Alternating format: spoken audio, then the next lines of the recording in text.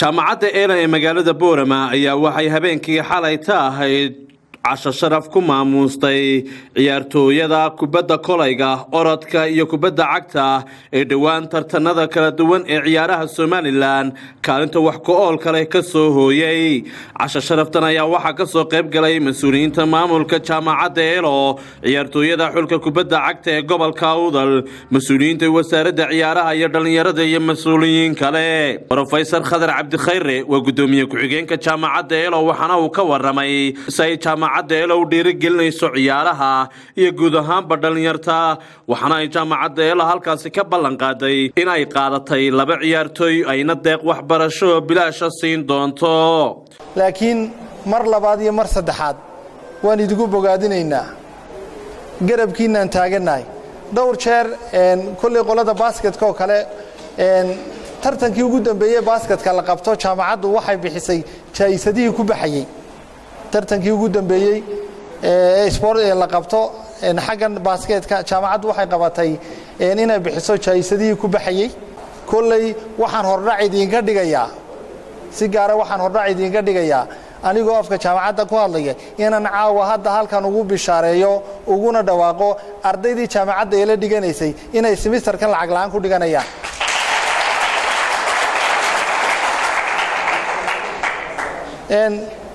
intaasun ku koobnaan mayso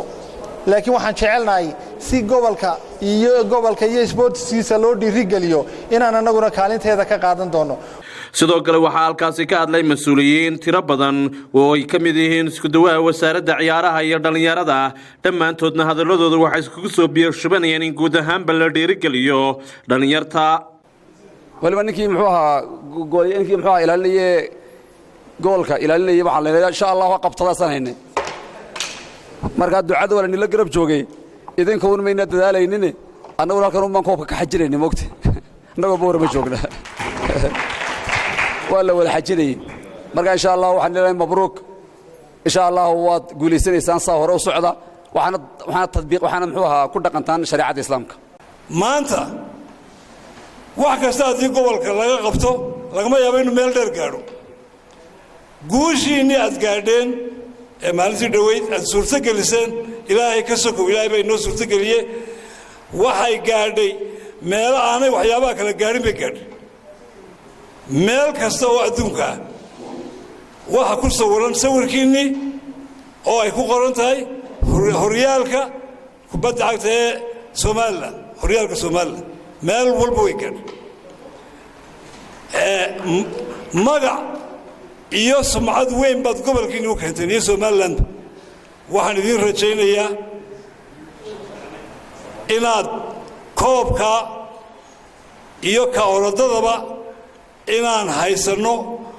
oo uu muddo sii yaalo gobolka waan idin dardaarmay runtii aad iyo aad inaanoo ku hadlayo afka macallimiinta iyo shaqaalaha kale ee jaamacaddaba runtii aad iyo aad si kaliya laab ayaanu idinkaga mahad celinaynaa oo idinku hambalyeynayna dhammaan ciyaartooyda iyo maamulka iyaguna ciyaartooyda dhammaantiin aad ayaan idinku hambalyeynayna waxa saabaalka ka weyn ducada oo ilaa maalintii ilaa maanta ama dadweynaha gobolka ku noolba sida ay nagu duceeyeen ducada waad heli doontaan waxa duco ka weynina ma jirto waana ni ducaynaynaa oo run ahaantii magacaad gobolka soo huuseen waa mid taariikhiya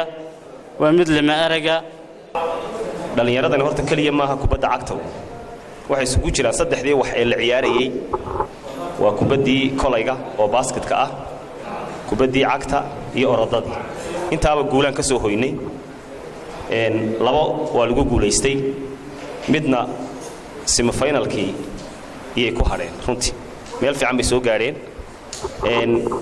dhammaantoodna saddexduba waxay ahaayeen dhalinyaro ay ahaayeen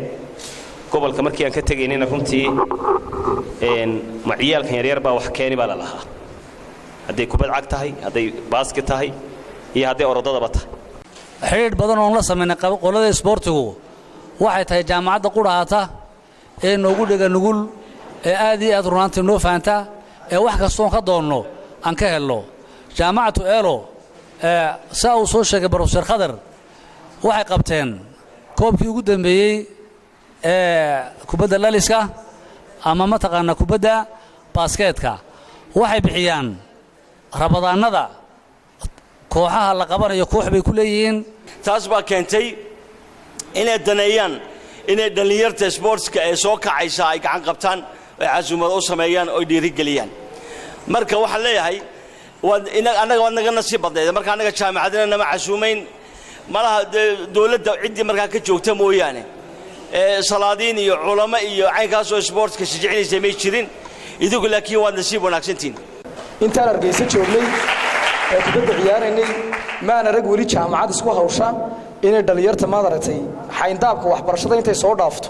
ku casuumta casharaf ama waqti la qaadato weli maan arag laakiin tan waxay noqotay jaamacadda eelo inay noqoto jaamacaddii koowaad ee waqti siisa waqtina la qaadata markaas dhalinyarta iyadoo tusaysa markaa inta ay markaa u jirto dhalinyarta markaa jaamacadda eelo waxaan leeyahay dadka cilmigu ma bartaani waxaad sidoo kale ka dareen celisaan baahiyaha bulshada ka jira markaas ayaad ka dareen celisaan sidoo kale waxaan leeyahay dadweynaha reer Awdal ee meel kasta inaga daawanayaan inay ku sii suntanaadaan ama ay ku sii socdaan gobonnimadii iyo walaalnimadii ay kala kulmeen soo dhaweyntii xulka gobolka Awdal maalintii dhaweyd ay Boorama imanayeen oo ayna cidi u kala hadhin markaa Axmed Diriye Celtire Raya TV magaalada Boorama